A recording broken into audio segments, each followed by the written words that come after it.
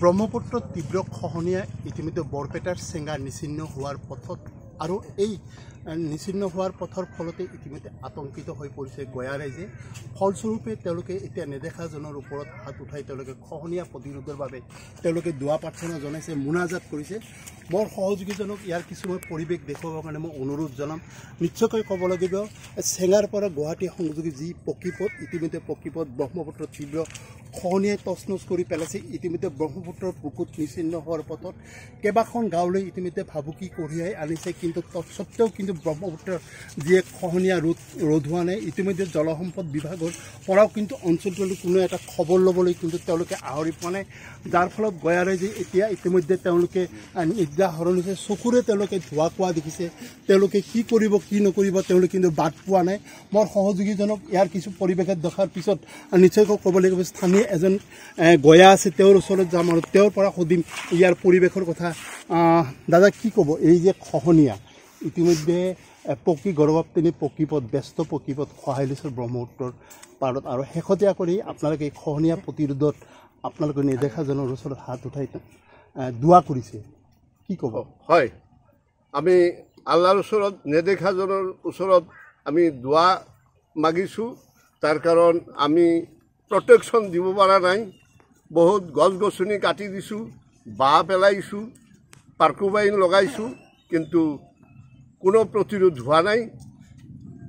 কাছুমাৰা বজাৰৰ পৰা গুৱাহাটীলৈ যিটো পকী ৰাস্তা, এই ৰাস্তাৰ মাজতে মহাজৰাৰ সেইখিনিত ভাঙি গৈছে, আপোনালোকে দেখিছে। আৰু এইটো কেতিয়াবা প্ৰটেকশ্যন হ'ব তাৰো নিশ্চয়তা নাই।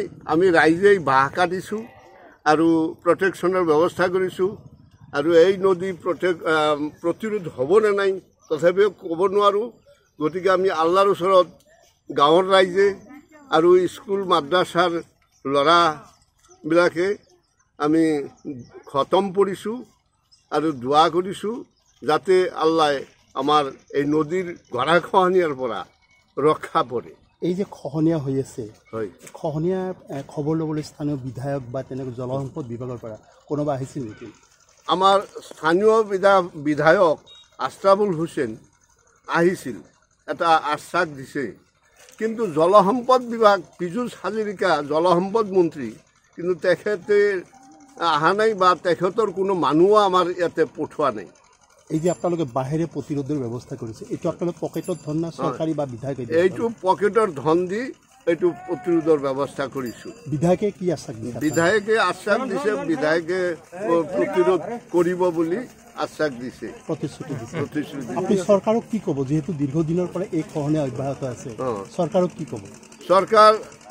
চৰকাৰে যাতে আমাৰ এই গৰাখহনীয়া প্ৰতিৰোধ কৰে তাৰ কাৰণে চৰকাৰক আমি অনুৰোধ জনাইছোঁ। নিশ্চয়কৈ ক'ব লাগিব যে স্থানীয় বিধায়ক আশৰাফুল হুছেইনে ইতিমধ্যে খহনীয়াগ্ৰস্ত অঞ্চল পৰিভ্ৰমণ কৰিছে, লগতে সকলো বিষয়া আহিছিল, কিন্তু আশৰাফুল হুছেইনে এটা কিন্তু তেওঁ আশ্বাস দিছে যে তেওঁলোকে ইতিমধ্যে খহনীয়াৰ যিখিনি তেওঁ মানে বাহিৰে প্ৰতিৰোধ ব্যৱস্থা কৰিব, ইতিমধ্যে সমস্ত খৰচ বহন কৰা এটা প্ৰতিশ্ৰুতি দিয়া বুলি তেওঁলোকে নিজে কৈছে। স্থানীয় আন এজন যুৱক আছে, মই তেওঁৰ ওচৰত যাম, বয়োজ্যেষ্ঠ এজন আছে, তেওঁৰ ওচৰত যাম, তেওঁৰ পৰা সুধিম তেওঁ নিশ্চয় কি কয়, যিহেতু তেওঁ খহনীয়াগ্ৰস্ত লোক, তেওঁৰ পৰা সুধিম।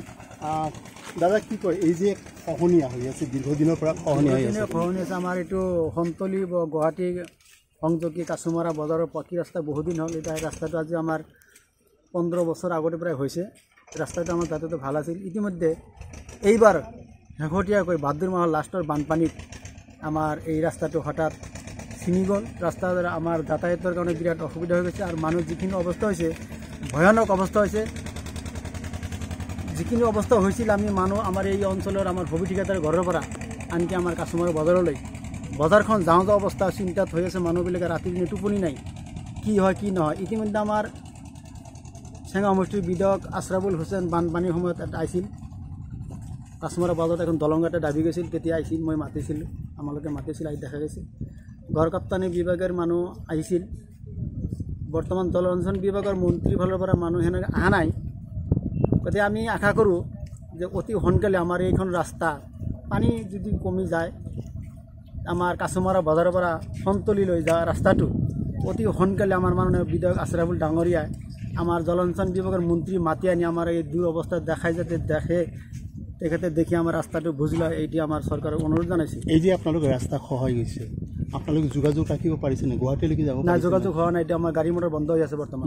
কিমান দিন হ'ল বন্ধ হোৱা? বন্ধ আজ আমাৰ এসপ্তাহ হল, 15-20 দিনেৰ এতিয়া ৰাস্তা বন্ধ আছে। আপোনালোকে বহিৰ্যুগতৰ লগত আপোনালোক বিচ্ছিন্ন হৈ গৈছে।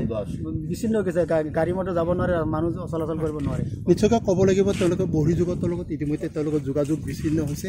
মোৰ সহযোগীজনক মই পুনৰ অনুৰোধ জনাম ইয়াৰ কিছু পৰিৱেশ নিশ্চয়কৈ দেখুৱাব। ভয়ংকৰ দৃশ্য ইতিমধ্যে ব্ৰহ্মপুত্ৰ তীব্ৰ খহনীয়াই তছনছ কৰি পেলাইছে। মহচুৰা, কাছুমাৰা, আন্দাভাঙা ইত্যাদি কৰি প্ৰায় 50খনৰ অধিক গাঁও ইতিমধ্যে ভাবুকিৰ সৃষ্টি কঢ়িয়াই আনিছে।